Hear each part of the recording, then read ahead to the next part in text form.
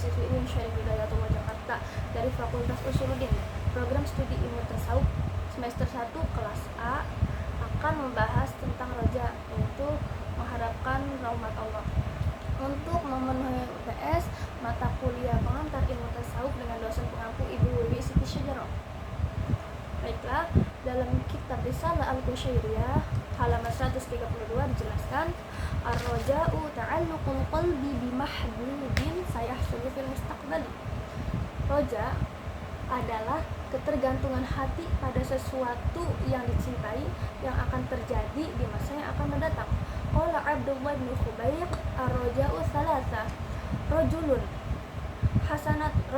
amila hasanatan fawa yarju qabulaha, wa rajulun amila sayyi'atan summa taba fawa yarjul maghfur, wa rajulun kadhibun yatamada fi dzunubi wa yaqulu arjul maghfirah, wa man arafa nafsahu bil isaati yanbaghi ayyakuna khawfuhu ghaliban ala raja'i. Abdullah bin Khubayq berkata, roja itu mempunyai 3 bentuk. Yang pertama, seorang yang melakukan kebaikan dan dia mengharapkan dibalas dan dia mengharapkan diterima. Yang kedua, orang yang mengerjakan pekerjaan jahat lantas dia bertobat dan mengharapkan ampunan.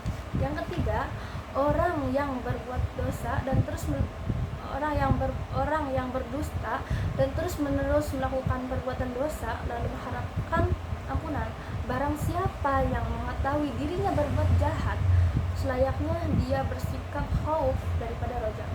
Dalam kitab Syarah Hikam karangan Ibnu Athaillah Al-Askandari dalam hikmah ke-89 jelaskan, ar-raja'u ma qaranahu amalun wa illa fahuwa umniyatun. Sebuah pengharapan itu harus disertai dengan perbuatan. Jika tidak disertai perbuatan, maka itu disebut khayalan. Perbedaan antara roja dan tamani atau berangan-angan itu dibarengi dengan kemalasan, tidak bersungguh-sungguh dan tidak berusaha. Sedangkan roja itu disertai dengan usaha dan tawakal. Ya, doa, usaha dan tawakal. Para ulama telah sepakat bahwa roja tidak sah tanpa adanya usaha. Dalam Quran surat Az-Zumar ayat 53 Allah Subhanahu wa taala berfirman, A'udzu billahi minasyaitonir rajim. Qul ya ibadiyalladzina asrafu ala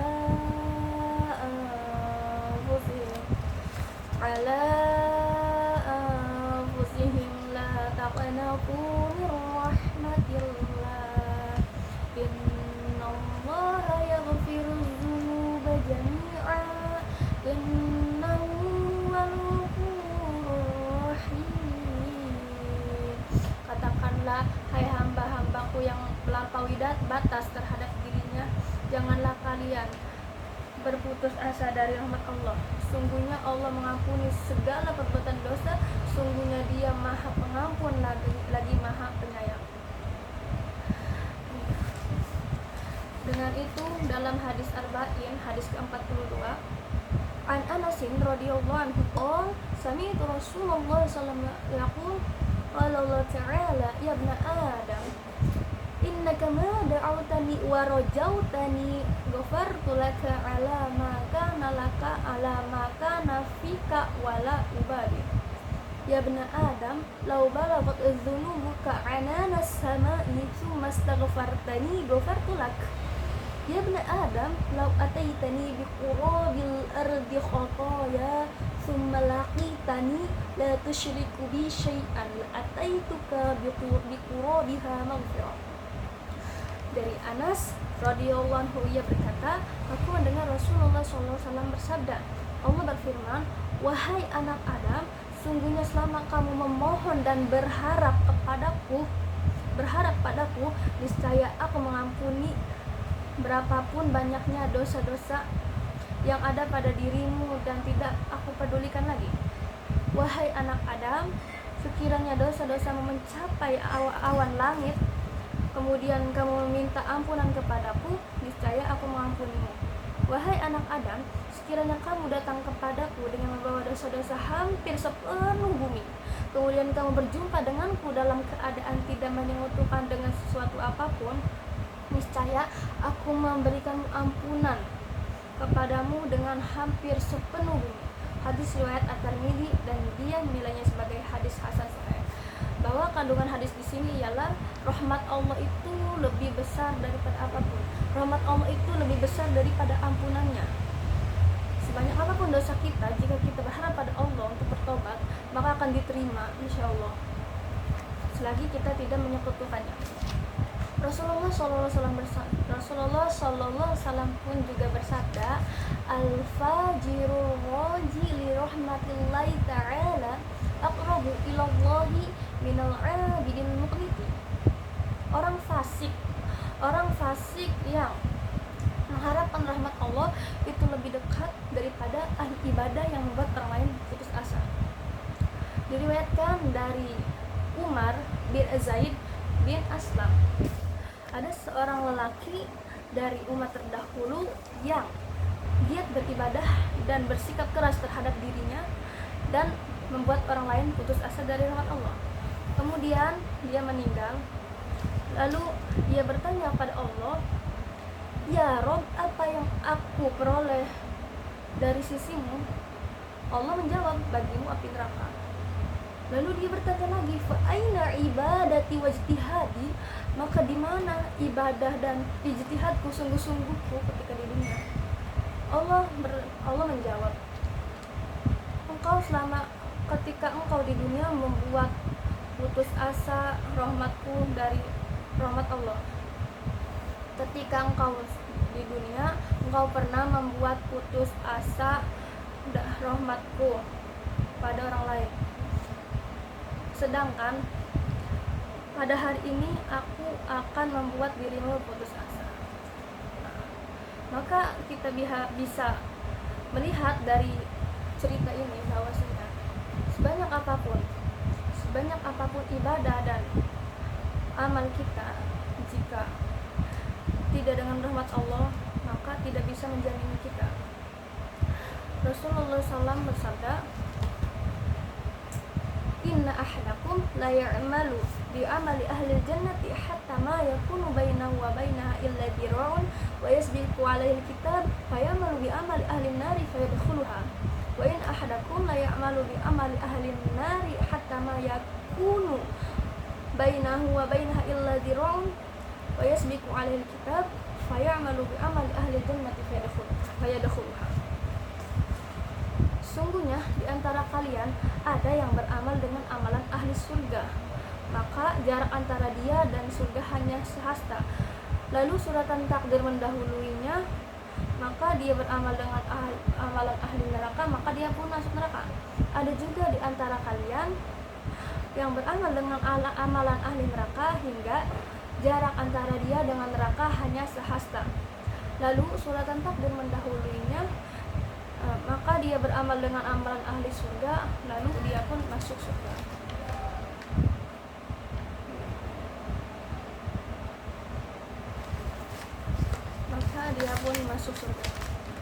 Hakikat harapan ialah ketenangan hati dalam menunggu sesuatu yang ia sukai. Akan tetapi sesuatu yang disukainya dan dinantikannya itu haruslah ada sebabnya. Andaikan sebab-sebab itu terputus, maka itu adalah gurur dan kedunguan. Jika sebab-sebab itu tidak diketahui keberadaannya dan tidak diketahui ketiadaannya, maka itu adalah angan-angan. Apabila tertulis di hatimu sesuatu yang ada di masa lalu, maka itu dinamakan mengingat. Apabila yang terlintas di hatimu ada sekarang, maka dinamakan penemuan, perasaan, dan pengetahuan.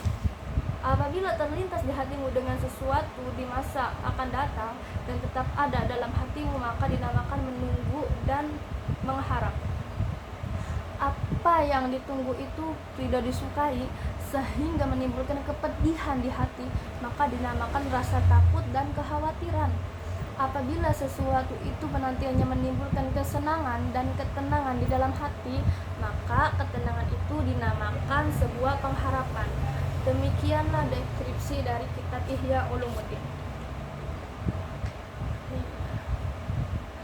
Jadi kesimpulannya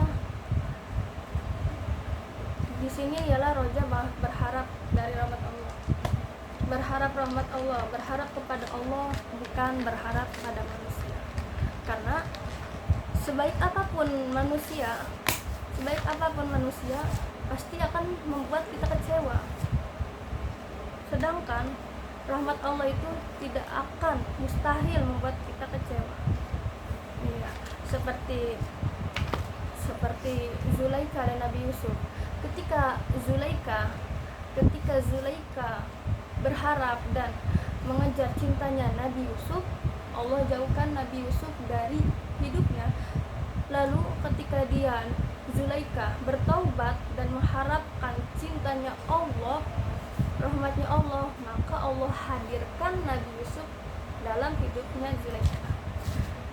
Jadi rahmat Allah di sini. Jadi rahmat Allah itu melebihi dari sesuatu apapun. Seperti hanya kita menembak satu, tujuan kita Allah, tapi semua akan didapatkan. Jika kita bertujuan selain Allah, maka kita mendapatkan satu itu saja. Ya, seperti